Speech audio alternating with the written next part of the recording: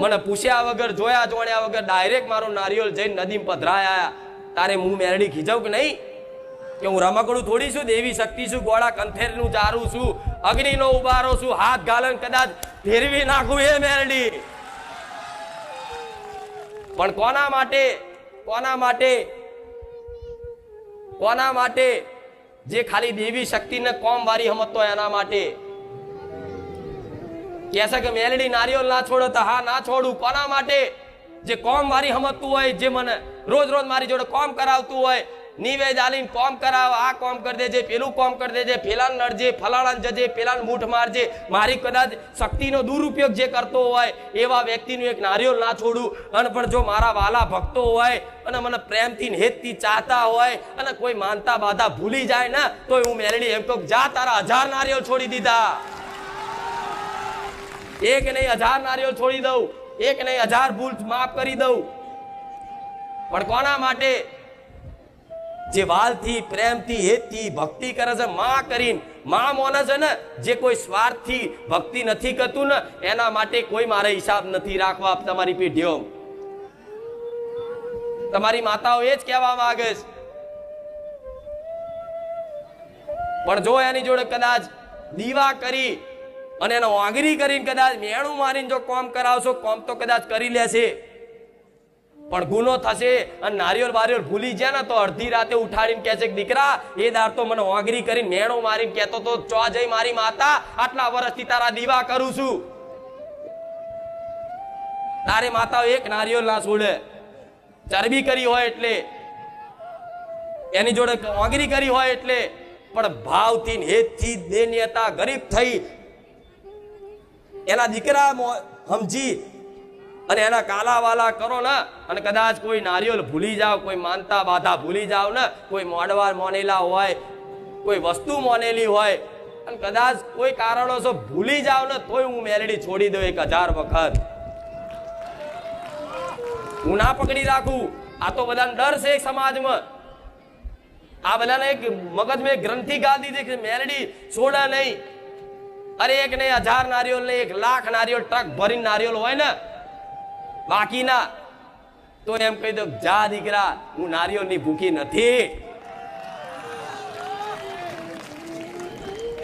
ગમે તેવી વસ્તુ મોનેલી હોય પણ આ કોના માટે? જે ભક્તિ કરતું હોય સ્વાર્થ રહિત, એના માં જોડીને કદાચ એની ઉપાસના કરતો હોય એના માટે છે. પણ જો એને કોમ વારી સમજી એને કોમ કરાવો, એની જોડે સોદા કરો કે મારી વાંકાડી હું તને આટલા વર્ષથી આટલા ટાઈમથી તારા દીવા કરું છું, તું મારો હોમું નહીં જોતી અને કોઈ ભુવાના કહેવાથી કદાચ એ વાંકાડીનો દીવો જઈને પધરાય આવો અને નાખ્યા આવો તો એ નડક નહીં? કોઈ મેલડીનો દીવો નાખ્યા આવો તો નડક નહીં? જો મારી પર વિશ્વાસ આવતો હોય ને અને મારી વાતોનો કદાચ તમને એક વાંધરો વિશ્વાસ આવતો હોય ને તો ટકી રહેજો મારા ધામમાં. જો એક જ દીવામાં જો તમારી માતાઓ દરેકની રાજી ના કરી આલો તો મારું નામ મેલડી નહીં. એક જ દીવો તમારી પેટીમાં થશે. કોઈ માતાને જો ડોકાચીવ કાઢવા દો તો ગોળા કળિયુગમાં મહામાયા રોમ વારી મેલડી નહીં. એક જ દીવામાં આજ લગીન કોઈ દુનિયાના કોઈ ભુવાએ ઉપાય બતાયા કે ના બતાયા? આજ લગી કોઈ ભુવાએ, દુનિયાના કોઈ ભુવાએ આવા ઉપાય બતાયા કે ના બતાયા? પણ હું આજ રોમ વારી મેલડી જાહેરમાં એવું બોલું છું કે ટકી રહેજો મારા સાનિધ્યમાં. અત્યારે જેમ કરો છો એમ કરે રાખજો. સમય આવતા જો કદાચ તમારી એક કુળદેવીનો અને તમે જે મનથી માનતા હોય એના દીવા સિવાય જો બધા દીવામાં એકમાં ના સમાઈ લો તો મારું નામ માતા નહીં. જેથી આગળની વસ્તીને કોઈ તકલીફ નહીં પડે, કશું જ નહીં થાય. પણ એવો ભરોસો રાખી અને હું જે વાતો બતાવું છું ને એ અમલ કરવી પડશે. એમને એમ નહીં થાય. ભુવાઓ, તાંત્રિકો, મૌલવી બધું મેળવું પડશે. જંતર મંતર બધું કાઢવું પડશે મગજમાંથી. જેના વેમ ના હોય ને એને કશું નડતું, જેના મગજમાં શંકા ના હોય ને એને કશું નડતું, જેના વિચાર સકારાત્મક છે એના જીવનમાં ક્યારે દુઃખ આવતું? દુઃખ આવે છતાંય કદાચ વિચાર આવે કે મારી માં બેઠી છે એનું નામ હારા વિચાર કહેવાય. તો તમારી માને ખબર હોય કે આવા દુઃખમાં મારો દીકરો ભરોસો રાખે છે કે મારા ઘેર મારી માં બેઠી છે. અરે દુઃખ ગમે તેટલા આવતા પણ મારી માના શરણમાં છું, મારી માના ખોળામાં છું, મારી માના ચૂંદડી હેઠળ છું. એ પહાડ જેવા દુઃખને તમે એમ કહી દો તારા તાકાત હોય એટલું આવી જાય હેડ, જોઈ લઈએ મારી માતાના કેટલી શક્તિ છે. એ દુઃખ તમારા ઘરનો ઉમરો ચડી અને નમન કરીને જતું રે એનો માં કહેવાય. જેમ કે આ વિધાન બનાયા, પ્રકૃતિના નિયમો બનાયા, એ બધા નિયમો બનાવવા વાળો મારો રોમ છે. હવે જેને નિયમ બનાયા છે, જેને નિયમ બનાયા છે એવા જો મારા રોમનું નામ તમારા મુખે કદાચ હાચા હૃદયથી એક વખત આવે છે ને તો દીકરાઓ ચિંતા ના કરતા, એ રોમના દરબારમાં જઈ અને ના થતું હોય એવું જબરા કોમય ના કરી આલો મેલડી મટી જવું. વિધિના લેખ બદલાઈ જશે, નસીબ બદલાઈ જશે, કિસ્મત બદલાઈ જશે, પણ એવો ભરોસો મન માતાને આલવો પડશે. એમને ભરોસા વગર જીવન નકામું છે. ભરોસા વગરનું જીવન નર્ક સમાન છે. આજે તમે સંસારમાં રહેતા હોય ને તોય તમારે એકબીજાના ભરોસે રહેવું પડે. રોશો ના ભરોસા વગર જીવન નકામું જ છે. તમે જોઈ લો, અનુભવ કરો, તમારે એકબીજાના ભરોસે જ રહેવું પડે. પત્નીને એના પતિના ભરોસે, પતિને એના પત્નીના ભરોસે, બાપના દીકરાના ભરોસે, દીકરાના બાપના ભરોસે, એકબીજાના ભરોસાથી જ પરિવાર જીવન ચાલતું હોય છે ને. મિત્ર હોય તો મિત્ર જોડે તમને ભરોસો હોય તારે તમે એની જોડે કઈક ખુલીને વાત કરી શકો. ભરોસો ના હોય તો તમે મૂંઝાઓ અંદર અંદર. હા, શું ખોટું? એટલે ભરોસા વગરનું જીવન તમારું નર્ક સમાન છે. તો આ સંસારમાં પ્રત્યે તમે ભરોસો રાખો છો પણ તમારો ભરોસો આ સંસારમાં તૂટે છે ને. છેલ્લી ઘડીએ બધાય હાથ અદ્ધાર લઈ લે છે. જો ભરોસો હતો ને તોય હાથ અદ્ધાર લઈ લે. તારે તમને દુઃખ લાગે કે આ બધા ઉપર ભરોસો રાખી આજ હું દુઃખી થયો. તારે દુનિયા જુઠ્ઠી દેખાય, નઠારી દેખાય, સ્વાર્થી દેખાય કે આ સંસારમાં મારું કોઈ નથી. તો સાચી જ વાત છે, આ સંસારમાં તમારું કોઈ નહીં થાય જ્યાં સુધી તમારી જોડે કંઈક છે જીવનમાં. જ્યાં સુધી તમારી જોડે કંઈક છે જીવનમાં, કઈ યોગ્યતા લાયકાત છે, બે પૈસા કમાવશો, કંઈક વસ્તુ છે તમારી જોડે, તારે આખો સંસાર તમારી જોડે કદાચ તમને ભાવથી પાણી પીવડાવશે, ખાવાનો ચાનો ભાવ પૂછશે. જે દાડ આ કશું નહીં રહ્યું ને એ દાડ એ જ સંસાર લાત મારીને કાઢશે કે આ ભાઈ કોણ છે, હું તને એવો રાખતો. તો આવા સંસારના ભરોસે રહેવાય? આવા માણસોના ભરોસે રહેવાય? તો ભરોસો કોનો કરાય? મારા જેવી માતાનો ભરોસો કરાય. અરે સુખમય ભાગીદાર રહું, દુઃખમય ભાગીદાર રહું. એક વખત કદાચ જો બોલી જાઉં ને કે દીકરા ચિંતા ના કરીશ, હું બેઠી છું, તો તમે ભૂલી જાઓ, મેલડી ના ભૂલું. તમે મન છોડી દો, હું તમને ના છોડું. તમને પરાણે પકડી પકડીને મારો શરણ બતાવું કે દીકરા તું અવરી દિશામાં જાય છે, લોકો પર ભરોસો મૂકી દે, દુનિયા પર ભરોસો મૂકી દે, એકમાત્ર મારા ભરોસે થઈ જાજો, તારું જીવન ધન્ય ના બનાવી દો. તો આજે કઈક ને કઈક વાતે આ બાબતે બધી દુઃખી થયા છો ને તમે માતાને માનો કે ના માનો? તમે માતાજીની ઉપાસના, એની ભક્તિ કરો કે ના કરો? જે જીવનમાં દુઃખ સુખ લખેલા છે તમારા કર્મો અનુસાર એ તો આવવાના, એ આવવાના જ. તમે માતાજી નહીં માનો તોય દુઃખ તો આવવાનું. તમે માતાજીને નહીં માનો તોય દુઃખ તો આવવાનું જ ને. તો તમે વેઠવાના તો ખરા જ ને. કદાચ નહીં મોનીને જો વેઠશો ને તો કદાચ મરવાના વિચારે આવશે કે હવે મારું કોઈ રહ્યું નથી, લાય હવે હું સુસાઇડ કરી લઉં, આત્મહત્યા કરી લઉં. પણ જ્યારે આવું દુઃખ આવી જાય અને એક બાજુ તમારી માનો થોડો ભરોસો હોય ને તો તમને મનમાં એક અંદરથી છે ને એક પ્રેરણા થાય, મારી માતા બેઠી છે, ચિંતા નહીં કરવી, હેડ છોડ, જે હોય બધું પતાવી દેશે મારી માં. તો એક વિચારે તમારી માતા પ્રત્યેનો, મારા જેવી મેલડી પ્રત્યેનો આવતો હોય ને કે કુખાર મેલડી બેઠી છે, ભલે પહાડ જેવું દુઃખ આવી જતું, આ સહન નહીં થતું, માં તું જોજે જોજે જોજે, તો હું જોતી જ હોઉં. મરવા નહીં દઉં ગોડા, ડૂબવા નહીં દઉં, ચિંતા ના કરતા. માતા નહીં હોય, માતા કદાચ ભક્તિ નહીં કરો તો દુઃખ આવવાનું, દુઃખ આવવાનું જ છે, વેઠવાનું એ વેઠવાનું છે. તો એના કરતા કદાચ માતાના ભરોસે થોડું વેઠી લો. આ શું ખોટું? જો માતા દુઃખ આવવાનું એ આવવાનું જ છે. તમે જેવા કર્મો કર્યા, કર્મો અનુસાર ચક્ર ચાલતું હોય. સુખ દુઃખ એ કર્મોનું ફળ છે. તમે શુભ કર્મો કર્યા હોય, સારા કર્મો કર્યા હોય, એના ફળ સ્વરૂપ તમારા જીવનમાં સુખ આવે. તમે ખોટા કર્મો કર્યા હોય તન મન વચનથી, બરાબર, તો એના ફળ સ્વરૂપ તમારા જીવનમાં દુઃખ આવે. તો તમે પાપ પુણ્ય જીવનમાં નથી કર્યા? કર્યા છે દરેકે. થોડું પાપય કર્યું, પુણ્ય કર્યા. કદાચ પાપ વધારે કર્યા, પુણ્ય ઓછા કર્યા. કોઈએ પુણ્ય વધારે કર્યા પણ પાપ ઓછા કર્યા. પણ આ સંસારમાં કોઈ એવો મનુષ્ય નથી કે જેનાથી કોઈ પાપ કર્મ ના બન્યું હોય. અને શાસ્ત્રો તો એવું કહે છે, ધર્મ એવું કહે છે, સનાતન હિન્દુ ધર્મ એવું કહે છે કે આ કર્મો તો જન્મો જન્મ ના હોય છે. તમારા એક જન્મ નહીં, કરોડો જન્મ થયા છે ધરતી પર, ક્યારેય તે તમે મરતા નથી. તમારું શરીર મરી જાય, આત્મા અવિનાશી છે. આત્માનો પરમાત્માનો સંબંધ છે, નહીં ખબર તમને? તો એવા ભગવાનની લીલા કથાઓ કદાચ કોઈએ સાંભળી હોય, જોયું હોય ને, તો થોડું ઘણું ધર્મનું જ્ઞાન આવે, વિશ્વાસ વધે. એની કથાઓ સાંભળવાથી, એની લીલાઓ સાંભળવાથી, એના ભજન સાંભળવાથી, જૂના ભક્તોના કદાચ ચરિત્ર સાંભળવાથી કદાચ તમારા જીવનમાં એક ધીરે ધીરે ભરોસો આવે કે ભગવાનની લીલા, માતાજીની લીલા શું હોય છે.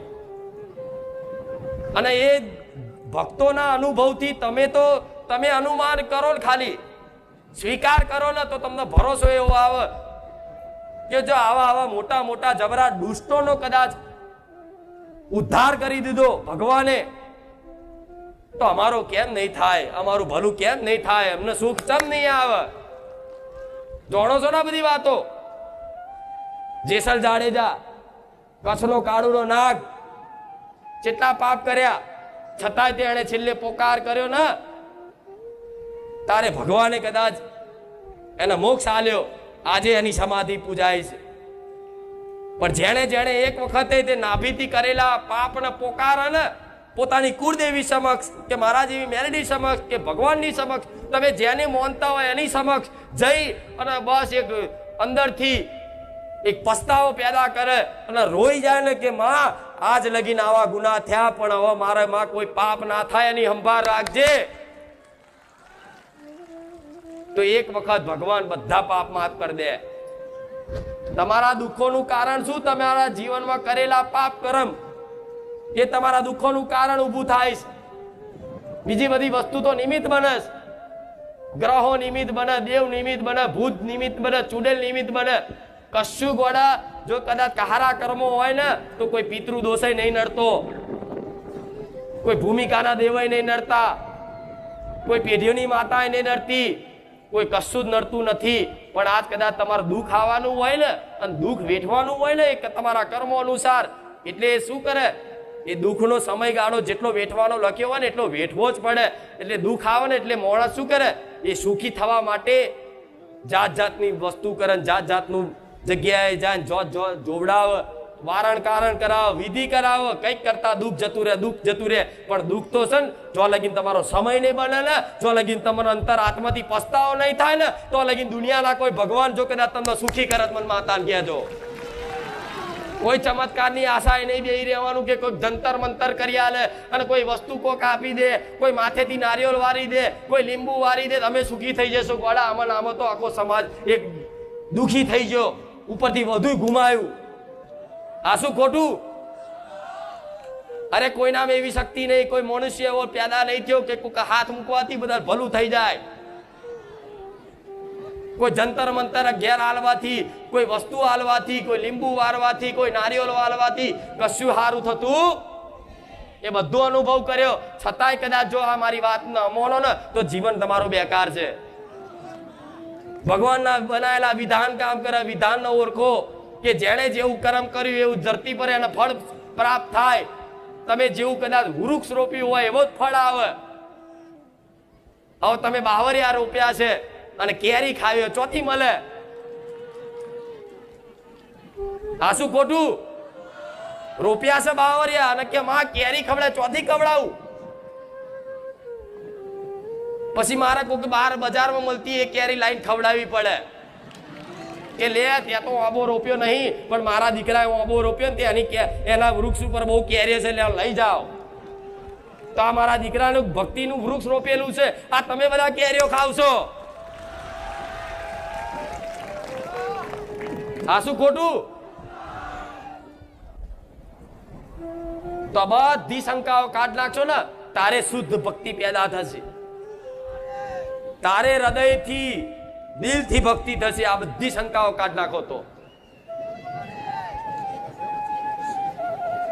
સમજ્યા હું શું કહું છું? અને મારી બહુ ઊંડાણની ગહેરાઈની વાતો હોય, મારી વાત સત્ય છે, કોઈ એવું સાબિત કરી આલે કે આ માતાજી આ વાતો જુઠ્ઠી મોડે છે તો હું મેલડી ગુલામી કરું ગોડા. કોઈ ગમે તેવો વિદ્વાન કદાચ મારી આ વાતોને જુઠ્ઠી સાબિત કરી આલે કે આ માતાજી જે બતાવે છે એ જુઠ્ઠું છે તો હું જાહેરમાં ચેલેન્જ ચાલું છું. કદાચ તમારા ઘરના કદાચ મારી વસ્તીને વાસીદા ભરાઈશ.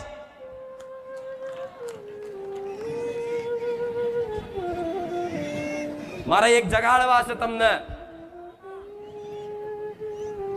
અને મારા ભગવાને રચના રચાઈ હોય તારે આ બધું કદાચ ગાદીના આયોજન થતા હોય, લાખો ભાવિક ભક્તો મારા પારે આવતા હોય, નકર મારા ભગવાન વગર પોદડું નહીં હલતું. એને હોપ્યું છે કર્તવ્ય, હોપ્યું છે મારા દીકરાને, અને મારા દીકરાના માધ્યમ રાખીને હું મેલડી એનું કર્તવ્ય નિભાવું છું કે તમારા જેવા લાખો ભક્તો છે ને જે ખોટી દિશામાં ખોટી અંધશ્રદ્ધામાં જે દોડ્યા છે ને એમને મારા આ જ વસ્તુમાં રહી હું એમને ચૂંદડીમાં આવી બોલી શકું છું. પણ તમને જેમાં વિશ્વાસ આવે છે, તમને કોઈ સાધુ સંતો જો આવા ઉપદેશ આપશે ને તો તમને મગજમાં નહીં ઉતરે. કેમ કે તમે કદાચ સાધુ સંતોની વાણી સાંભળી જ નહીં જીવનમાં, એમને બાવર તરીકે ગણ્યા છે. નકર સંતોની વાણી એટલી પવિત્ર હોય છે ને કે આ જન્મ નહીં જન્મો જન્મના બંધન તૂટી જાય એવી સંતોની વાણી હોય છે. પણ આ સંતોની વાણી હોભરવાનો કોઈ ટાઈમ નહીં હોતો. એમને તો ગણે કે આ તો સંસાર ત્યાગીને બહાર જતા રહ્યા છે, તો એ સંસાર તમારા માટે ત્યાગ છે, સમાજ માટે ત્યાગ છે. આ ધર્મ ટકી રહે એના માટે એમની તપસ્યાઓ હોય છે. એમનો પોતાનો વ્યક્તિગત સ્વાર્થ નહીં હોતા. એમની જોડે જે બધું હોય ને એ બધું છોડીને જતા રહ્યા છે એક ભગવાનની પ્રાપ્તિ માટે. અને એ ભગવત એક ભગવાનની પ્રાપ્તિ કરે ને તો એના માધ્યમથી ભગવાન હજારો લોકોની અંદર એક શ્રદ્ધાનું બીજ પેદા કરે. તો ક્યારે તમે કોઈ દાડ ભગવત ગીતા વાંચી છે? આમાંથી કોઈ ભાગ્ય કોઈ હશે 5%. કોણે કોણે ભગવત ગીતા વાંચી મને કહો, આંગળી ઊંચી કરો. નથી ને? શા ઘણા એવા 5%, 10% હશે. તો ભગવત ગીતાના જે સાર વાતો છે ને એ સાર વાતો સમજાવું છું. ભલે શ્લોક ના બોલું પણ દેશી ગામડિયા ભાષા ગ્રામીણ ભાષામાં તમને સમજાવું છું. અને આ ચુંદડી ઓઢીને સમજાવવાનું એક જ કારણ છે કે તમને આ વિશ્વાસ ધૂળમાં વિશ્વાસ છે ને તો હું ધૂણીને હું મેલડી બોલું છું. તમને કદાચ તમે ચમકે અત્યાર સુધી અભ્યાસ જ આનો રાખ્યો છે એટલે તમને આ વસ્તુ પર ઓંધળો વિશ્વાસ કરી લીધો છે કે કોઈક ભુવા જોડ જઈને કઈક જંતર મંતર હાલ દે, જંતર મંતર હાલ દે. પણ એ જ વસ્તુમાં રહીને મારા બાર તમને ઉપર ઉઠાવવા છે, અંધકારમાંથી જ્ઞાનના પ્રકાશમાં લઈ જવા છે કે દીકરાઓ આ બધી માનસિકતા મૂકી અને એક શુદ્ધ ભક્તિ કરો તમારી કુળદેવીની. બસ જોડે રામનું નામનું ભજન કરો, જોડે રામ નામનું રટણ કરો. જો કદાચ તમારા જીવનમાં દુઃખ કદાચ આવશે ને કર્મો અનુસાર, કર્મ કર્યું છે તો દુઃખ આવવાનું જ છે. કર્મ કર્યું છે તો દુઃખ તમારા ઘેર આવવાનું જ છે કાયમ માટે. કોઈ આ સંસારમાં સુખી થવાનો નથી. પછી ગમે તેટલા દાન કરો, ગમે તેટલું કરો, બધું કરો, પણ જેને જેવું સમય અનુસાર કર્મો અનુસાર દુઃખ લખેલું છે એના પેઢીમાં, એના વ્યક્તિગત, એના તો દુઃખ આવવાનું જ છે. પણ જો કદાચ એ દુઃખમાં તમારી કુળદેવીનો મારા જેવી માતાનો હાથ હશે ને, એક વિશ્વાસ હશે ને, તો દુઃખમાં બાથમાં ઘાલીને રાખીશ કે દીકરા ચિંતા ના કરાવ, વાવાઝોડું છે જતું રહેશે, જતું રહેવા દે, હું ચિંતા ના કરીશ, ચિંતા ના કરીશ, હું બેઠી છું, ચિંતા ના કરીશ, રોઈશ નહીં. તાર તમે કદાચ એવા દુઃખમય આનંદમય રહો, વિશ્વાસના ભરોસે કે મારી માં બેઠી છે. આ નામ ભરોસો કહેવાય, આ નામ જીવન કહેવાય. આ બધું મેલો મેલો રોજ રાડો પાડી પાડીને કહું છું. આ તમારા માટે ગોડા મારા દુનિયાના મેણા ખાવા પડે, દુનિયાની ગારો વાપરવી પડે, મને મેરડીને મારા દીકરા નહીં. તે કોના માટે કહું છું? તમારા માટે. મન શું મળવાનું કહો? શું આપી દેવાના તમે મન બધા? તમે શું મારું બનાવી દેવાના મંદિર? મંદિર મને ગોડા મંદિર ની આશા નહીં રહી. બીજી વાત જવા દો.